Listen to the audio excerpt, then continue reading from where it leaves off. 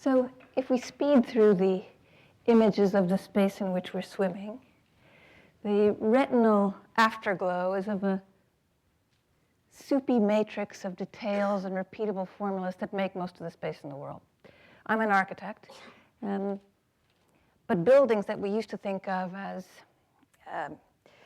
singularly crafted enclosures or geometrical formal objects have often now become products, reproducible products, spatial products. These are this is the confetti of brightly colored boxes that are nestled in black asphalt and bright green grass. And now not only buildings, but entire cities have become formulas, almost infrastructural formulas for making cities. But by infrastructure, I don't mean pipes and wires under the ground. I mean like this, a kind of cartoon of abstract economic and technical logics that are pressed into full view. And usually they're replicating the formula for Shenzhen and Dubai, anywhere in the world with a drumbeat of generic skyscrapers. So infrastructure then, not just the urban substructure, but the urban structure itself, a kind of operating system for shaping the city. And we don't build cities by accumulating masterpiece buildings. Architecture seems to be only responsible for a kind of trickle of the world's spaces while a fire hose blasts out the rest. Architects sometimes it seems as if we're just making stones in the water while the world makes the water. But maybe architecture is something more powerful still. Maybe architecture has almost become information itself. And information not as text in a book or text in code on a digital device, but information in activity, invisible but pervasive activity that controls how objects will be organized and circulated in the world.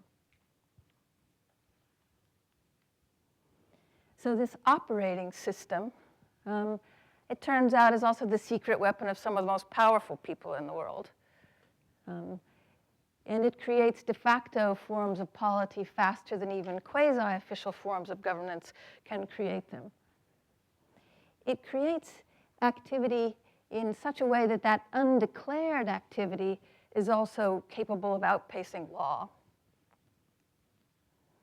So one finds that this massive global infrastructure system, controlled by both public and private cohorts, form a kind of wilder mongrel than any leviathan for which we have a studied response.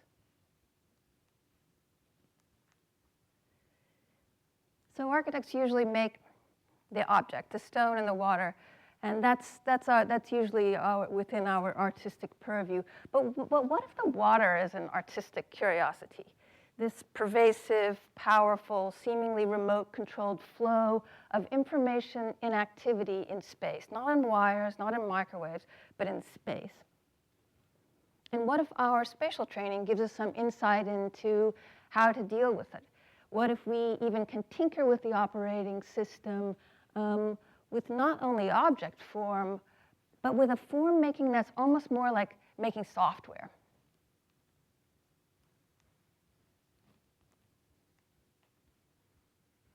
So you might expect in a discussion about City 2.0 that one could talk about the digitized city. Now we know that the computer has escaped the box, that everything that our cities are made of are embedded with sensors and information technologies, but I don't want to talk about it that way. I want to talk about space itself, just arrangements of space without digital enhancement, without being coded with sensors, as itself an information system. As Gregory Bateson might say, a man, a tree, and an axe is an information system. So when you look at a landscape like this, static as it may be, it has agency. It's doing something. It's making certain things possible and certain things impossible. There's a house there that may have a script about home ownership or or early American Cape Cod homes, but the overwhelming activity is an almost agricultural production of houses. And if I, as an architect, try to just go up and kind of fix one of those volumes, it'll be relatively meaningless. It will be overwhelmed by this undeclared activity of a kind of agricultural production of homes. That's the software, right, for this kind of mid-century suburb. And it intrigues me because it's the sneaky way the world works. It's an undeclared but overwhelming activity that I think we as architects might be good at working on with another kind of spatial software. We might be good at sending in a multiplier or a germ that doesn't try to just fix one volume, but tries to create an epidemic over a population of homes. We might be good at not making just an object, but making the delta that controls a number of objects. We could introduce a valve or a switch or a governor that extends the single object into a flow or into multiple objects. We can create interdependencies between objects. We can create forms for handling forms, like a software. We also know about the topology, the network connectivity between objects, the relationships and variables of interdependency between them. In fact, topology is originally an urban problem, as you remember with the Königsberg Bridge problem. So we know how to monkey with the wiring. What's with the disposition of hub and spoke, all-channel, linear networks. And my favorite urban software is an 18th century town of Savannah. Different from Yale, I mean different from New Haven. It wasn't just a plat. Oglethorpe designed it as a growth protocol for the town. So it set up interdependencies between public and private spaces and agricultural spaces beyond. So you didn't know what the outline of the town was going to look like, but you had an explicit protocol for the way it was going to grow by wards, and each ward would then create an agricultural space beyond. So let's plunge back into evidence of the wide world, which is creating so many explosive changes. And I can tell you that there is a dominant software for making urbanism in the world right now. It's called the free zone. That's the Shenzhen Dubai formula. What is the free zone? Well, in some ways, no one really knows. Why are we using it? No one really knows that either. Let's see if I can.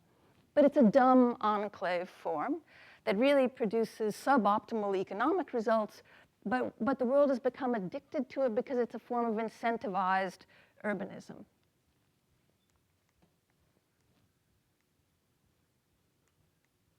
It has ancient roots in free ports and pirate enclaves, and at the beginning of the 20th century, it was just a warehouse compound for storing custom-free goods.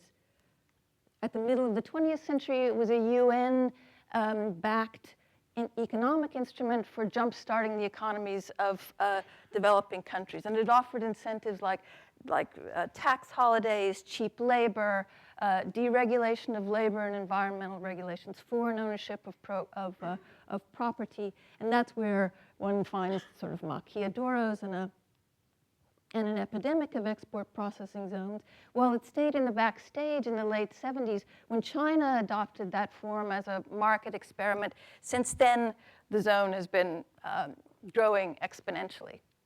And almost every program now locates in the zone: residential, business, resort, cultural. And now, having swallowed the city whole, the zone is a germ, a kind of germ of an epidemic of city building in the world that creates Singapore, Dubai, and Hong Kong everywhere around the world. So the zone that used to look like this, or this, or this, now looks like this, or this, or this. And while there were a handful of zones in the 1960s, now there are thousands. Some measured in hectares, some measured in square kilometers. It's the nexus of every kind of movement of global trade and a sort of self-perpetuating agent of extra-state territory, because the zone is controlled outside of the domestic law of the host country. It's also still the site of labor abuse and human rights abuse, but it's legitimized. It has a legalized form of lawlessness.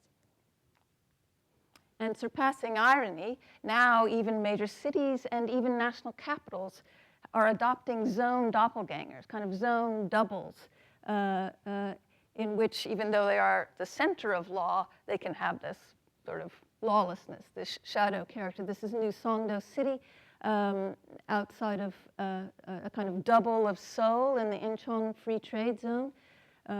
Its developer, Stanley Gale, calls it a city in a box. He intends to make more of these. It's based on New York, Sydney, and Venice, so it has a Central Park, a canal street, a World Trade Tower.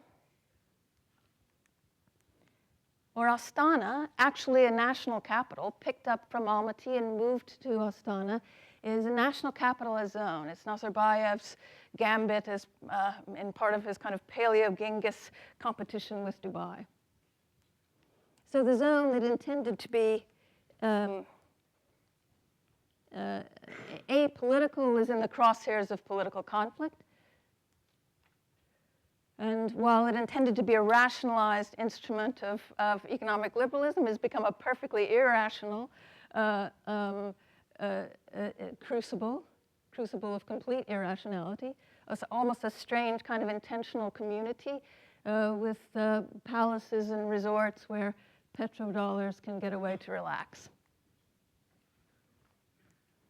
So we as architects can, design a new skyscraper for the zone, but what might be more powerful than that object form is using this highly contagious form as a carrier of something else, as a carrier of a new technology, of a new vehicle, of a new protocol, of a new formula.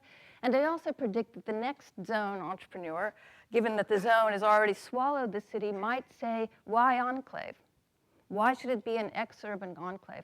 Why not map some of those same incentives back onto the city itself? So not outside of Quito or Guadalajara or Mexico or Moscow or Nairobi, but in Nairobi itself, in ways that return more profits back to the domestic economy and better infrastructure back to the domestic economy.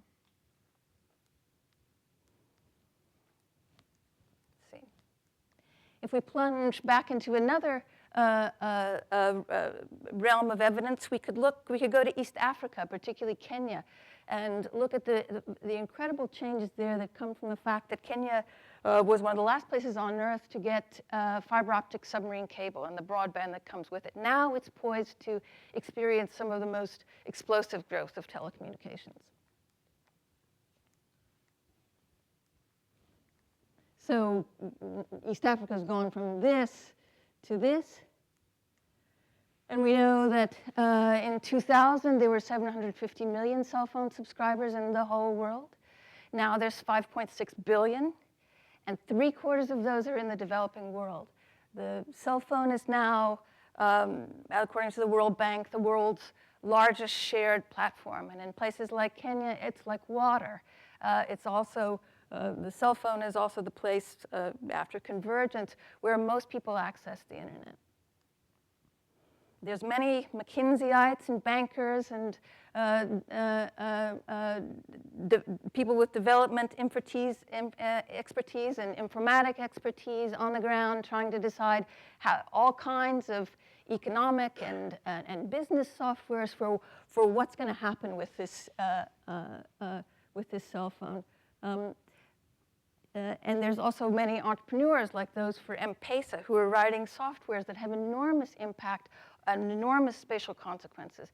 They're changing the terms of what constitutes a road, a village, a school, a bank.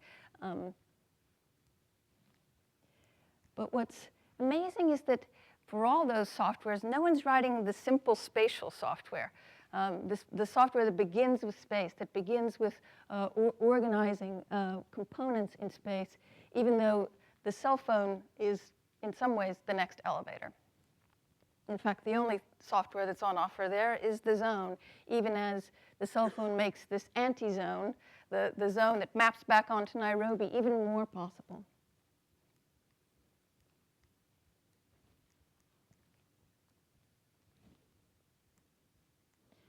Finally, in some places in the world, the world could use from us as architects not more object form. In other words, they don't need us to put the development machine into forward anymore. They need us to give a protocol for putting it into reverse in the Amazon rainforest or in McMansion suburbia. What's needed is a subtraction protocol, a way to relieve failed sites. Imagine a kind of savanna in reverse, where interdependencies between properties allow revenues to be shared and sites to be relieved. You can imagine the game actually happening through a series of simple moves, densifying properties that allow new revenues to relieve failed properties.